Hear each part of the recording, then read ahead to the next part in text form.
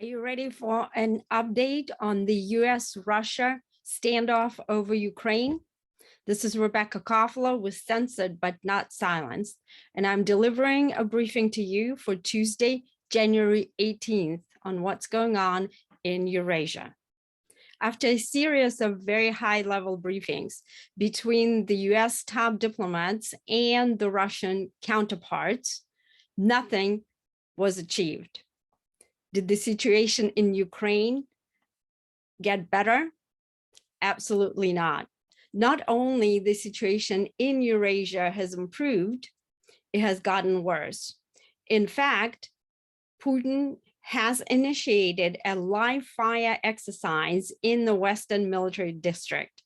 In addition to 100,000 troops that were already pre-positioned near the Ukrainian border, effectively encircling Ukraine from three sides, Putin has flown in 2,500 additional troops, 300 tanks, heavy weaponry, including artillery, including transport and attack helicopters, ground attack fighter jets, and other weaponry. This is not all. Ukraine is not currently part of NATO. So technically, we do not have an obligation to intervene on Ukraine's behalf, even if Russia attacks Ukraine. Well, this is what Joe Biden promised to Vladimir Putin during their last virtual tete-a-tete at the end of December. So no wonder Putin is acting up. As I previously wrote, it would be a terrible idea to intervene militarily on behalf of Ukraine, risking a war with nuclear Russia. Why? Because the losses would be absolutely catastrophic. If you thought that we spent too much treasure and too many lives in Afghanistan, having withdrawn after 20 years of military operations there, you haven't seen nothing yet. Therefore, I do not support US military intervention on behalf of Ukraine. Ukraine is not part of US vital interest. What does it mean?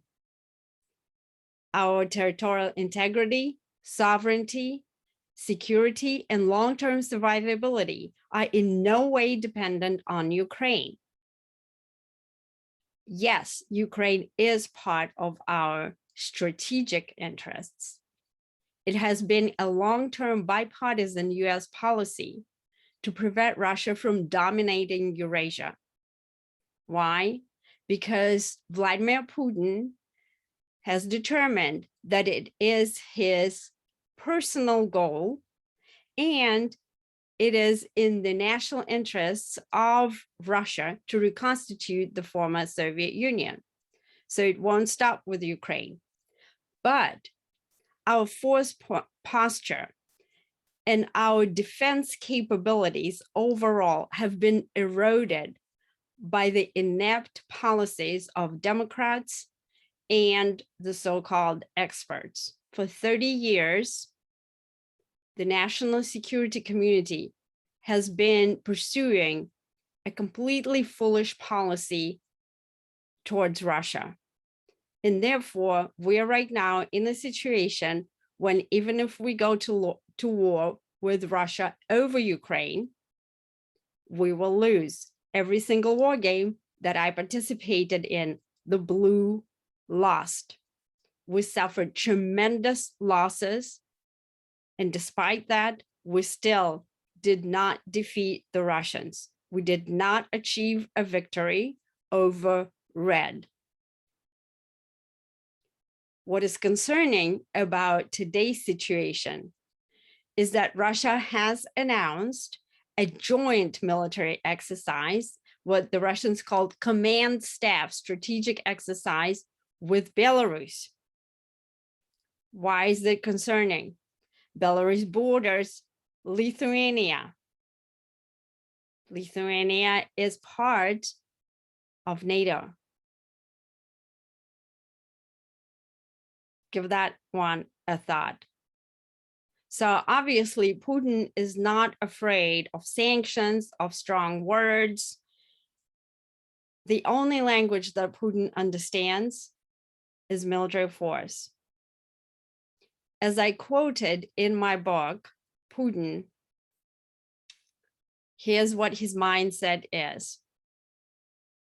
Weaponry and diplomacy can achieve much more than diplomacy alone. Unfortunately, we're not in the position at this point to use our forceful language because, like I said, the Obama administration particularly has significantly diminished US defense posture. It reduced our military to the point where we are not able to seriously take on Russia, and therefore the deterrence has not worked. This is why during the Biden administration, you see Putin acting up. One more piece of analysis for you. Despite what the media was propagandizing during President Trump's administration, that Trump was soft on Russia, it's a complete science fiction. Trump had pursued the most robust policy against Russia since Ronald Reagan. He did three things that struck at the height of Russia's defense capability, also diminishing his intentions at the time to strike the United States rather, with cyber attacks and to conduct offensive operations, whether it's kinetic or non-kinetic, in Europe. Trump did three things. First, he established US Space Force. The Russians actually established their Space Force back in 2001 after the so-called Rumsfeld, Donald Rumsfeld, former SecDef, report on space threats. You see, the Russians have concluded that the US is too dependent on our space capabilities, i.e. satellites, to conduct warfighting operations. And therefore, they've developed capability to exploit this dependence and strike our satellites in wartime to effectively, what they believe, level the playing field, to deny us the ability for accurate strikes, because our, like I said, our warfighting capability is 100% dependent on space assets, missile warning, navigation, reconnaissance, precision strike, you name it. Not only that, we are also highly dependent on space in our civilian life. So the Russians know that. The second thing that former President Trump did is that he authorized our Cyber Command, which has the authority to conduct offensive operations against our adversaries in cyberspace. So he untied Cybercom's hand, giving them authorizations to conduct offensive operations against our adversaries, such as Russia, who have been ransacking our networks for 20 years. And then the third thing that President Trump did, he updated our nuclear doctrine and nuclear policy, having authorized the development of a low-yield nuclear warhead. Why is that important? It is important because Russia's nuclear doctrine has been updated to include tactical nukes use in order to de-escalate crisis, specifically in Europe.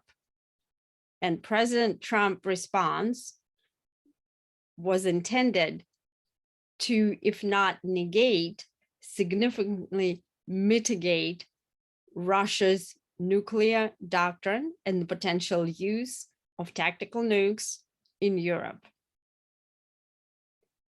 I'm going to conclude with this one. We are watching the development of the situation in Eurasia very closely. As many of you know, I'm a former DIA intelligence officer and specialist in Russian doctrine and strategy. I also wrote a book, Putin's Playbook, Russia's Secret Plan to Defeat America. If you like this channel, please subscribe and spread the word. Thank you for listening. This is Rebekah Koffler with Censored but Not Silenced. And this was your Russia brief for Tuesday, January 18th.